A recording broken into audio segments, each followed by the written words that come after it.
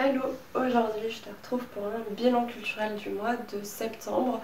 Par contre, ce mois-ci, j'ai pas fait grand chose parce que j'ai eu ma rentrée, mon réaménagement dans mon appart. Ça prend beaucoup de temps et si tu l'entends aussi, je suis un peu malade, je suis juste enrhumée. Mais voilà, c'est les changements de température entre l'été et l'automne, ça m'a enrhumée. Donc voilà, donc si tu sens que je parle un peu du nez, c'est totalement normal. Du coup, je vais commencer par te parler de la seule expo que j'ai faite ce mois-ci, qui est à Orsay. Je suis pas sûre, peut-être qu'elle est encore dispo. C'est l'expo sur Berthe Morisot. Donc Berthe Morisot, c'est qui? Une peintre du 19e siècle qu'on associe au groupe des impressionnistes. Sauf que en fait l'histoire l'a un petit peu oubliée par notamment le fait que ce soit une femme. L'histoire l'a pas forcément mise en avant, bien qu'à sa propre époque, elle était vraiment appréciée par ses contemporains, etc. Mais l'histoire l'a un petit peu oubliée. Et il me semble que c'était en 2016, je ne suis plus sûre de la date, où il y a eu une thèse justement sur cette peintre, et ça l'a un peu ramenée dans l'histoire. Du coup cette thèse avait reçu le prix d'Orsay, etc. Et depuis voilà, ils essaient vraiment de la mettre en avant. C'est un peu une artiste qui est à la mode, on va dire, et qui revient vraiment sur le devant de la scène. Du coup, moi je l'avais déjà étudié quand j'étais en L3. Du coup, j'avais un cours de 19e qui était vraiment dédié aux expositions dites impressionnistes. Et du coup, il y avait évidemment la figure de Berthe Morisot qui avait été abordée. Donc du coup, c'est vrai que je la connaissais pas du tout avant ce cours-là. Et j'ai beaucoup aimé ses œuvres, etc. Et quand je suis allée voir l'expo,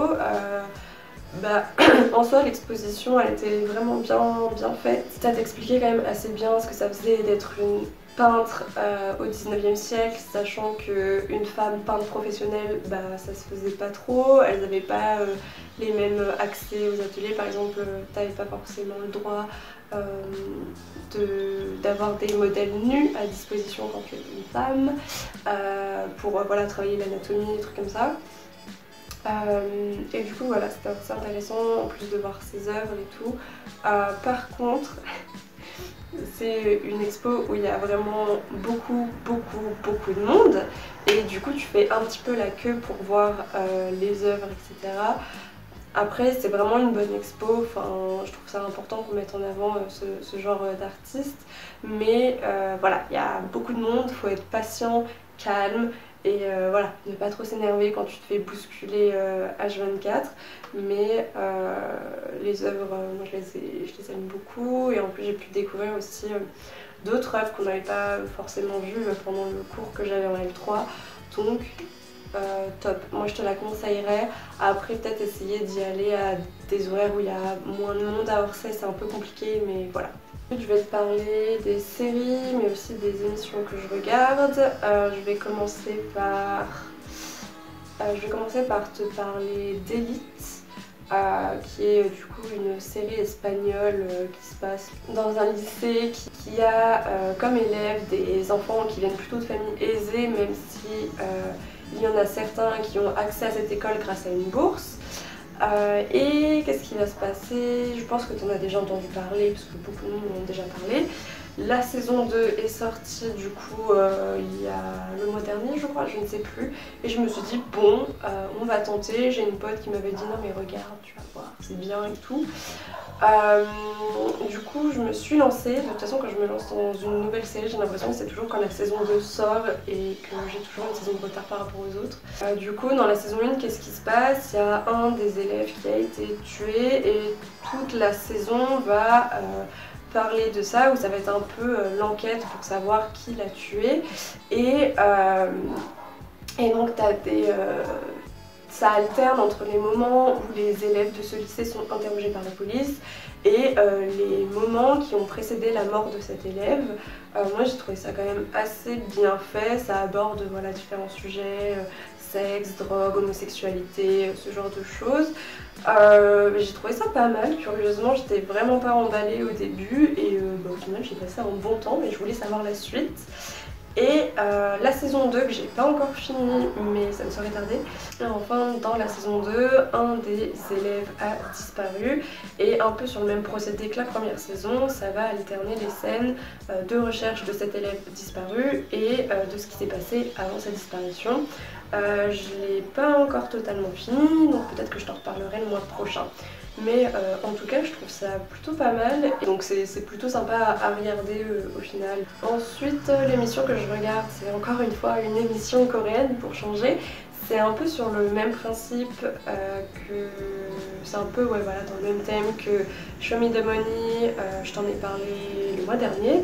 Mais cette fois c'est ce qu'on pourrait appeler en France une maison de disques qui organise un concours et le gagnant de ce concours pourra signer dans le label. Donc ça s'appelle Sign Here parce que bah, tu signes le contrat quoi. Donc le titre est assez logique, je suis désolée pour la prononciation anglaise mais avec un nez bouché c'est pas ce qu'il y a de mieux. C'est pour signer du coup chez AOMG qui est le label de Jay Park qui est un rappeur et chanteur un peu R&B. À la base, vraiment il y a un moment maintenant, il était une idol. Ensuite il est devenu totalement indépendant et il a créé son propre label. Et il me semble que l'adjoint ou l'autre PDG c'est Simon Dominic et ça pareil je t'en ai parlé le mois dernier, c'est un autre rappeur coréen. Et du coup c'est plutôt sympa parce qu'ils cherchent pas forcément que des rappeurs mais aussi des chanteurs un peu R&B dans cette vibe là. Et du coup j'ai fait de très bonnes découvertes. L'émission n'est pas encore finie, donc on ne sait pas encore qui va réussir à signer, mais je trouve ça très sympa. Donc voilà, c'est une compétition où les gens bah, ils rappent ou ils chantent devant les membres, donc les deux PDG, mais aussi d'autres personnes qui sont du label. Donc par exemple tu vas avoir Code Prince, je l'ai prononcé trop bizarrement mais c'est un artiste aussi que j'écoute beaucoup et voilà j'aime beaucoup. Donc, par exemple du coup il y a aussi Grey que j'écoute, enfin bon bref, de toute façon généralement ces artistes je les connais déjà de base et bon bref.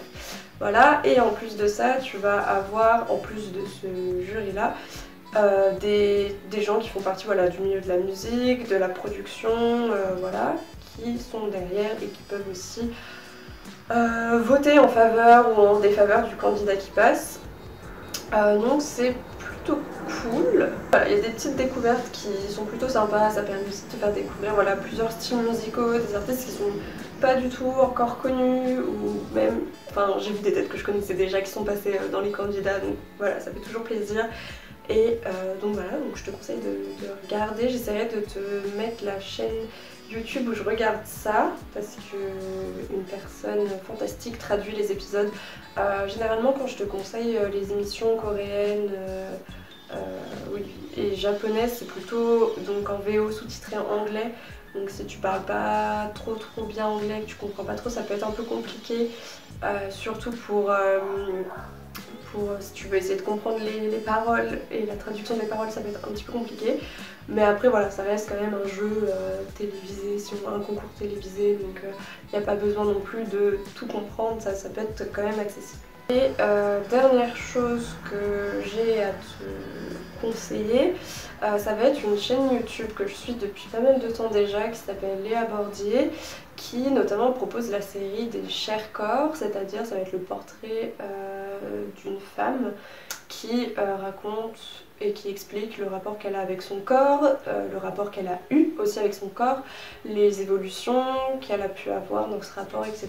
Et c'est vraiment des choses hyper intéressantes et ça t'ouvre aussi un petit peu l'esprit sur ces sujets-là et ça permet aussi d'aborder voilà, des problèmes qui peuvent être un peu communs à toutes les femmes et d'autres problèmes qui peuvent arriver à certaines femmes comme une certaine maladie ou voilà, et d'aborder ce genre de sujet et du coup d'en apprendre plus sur ce sujet et c'est vraiment bien fait, c'est beaucoup de bienveillance, de positivisme. Et vraiment ça je te conseille cette petite série, c'est vraiment bien filmé, il y a une petite musique calme au fond, c'est vraiment top et il y a vraiment que la femme qui est portraitée, ça se dit, oui, il y a vraiment que t'as pas forcément les interviews de Léa Bordier qui filme, mais t'as vraiment cette femme qui est filmée, qui va parler en continu voilà, de son rapport à son corps. et je trouve ça plutôt intéressant de parler de ce genre de sujet, surtout voilà avec tout ce qui est Instagram, etc. Je trouve ça intéressant. Du coup voilà, ça je te le conseille vraiment vivement, vivement, vivement. Et du coup pour ce mois-ci c'est tout, c'était pas très riche cette fois, ça sera beaucoup moins long que d'habitude. Pour les musiques du mois, c'est comme d'habitude, c'est dans la playlist musique qu'il y a sur ma chaîne. Et juste avant de finir sa vidéo, je voulais juste revenir sur les analyses d'œuvres parce que cette année, on verra, mais je sais pas si je vais avoir beaucoup de temps pour faire des recherches en dehors de ce qui va préoccuper mon mémoire et de travailler voilà, plusieurs semaines sur une œuvre qui n'a rien à voir avec mon mémoire alors que j'ai des recherches déjà assez poussées à faire pour mon mémoire. Donc je ne sais pas quand la prochaine analyse d'œuvre sortira, je ne sais pas quand j'aurai le temps d'en refaire, quand j'aurai le temps surtout en fait c'est les recherches qui prennent vraiment beaucoup de temps. Donc je sais pas trop, j'essaierai quand même d'en sortir mais voilà pour l'instant c'est pas trop la priorité, c'est plutôt mon mémoire. Donc voilà, je voulais juste en parler si les analyses d'œuvres t'intéressent. Du coup voilà, je pense que c'est tout du coup pour ce mois-ci et ben, je te retrouve dans une prochaine vidéo. Salut!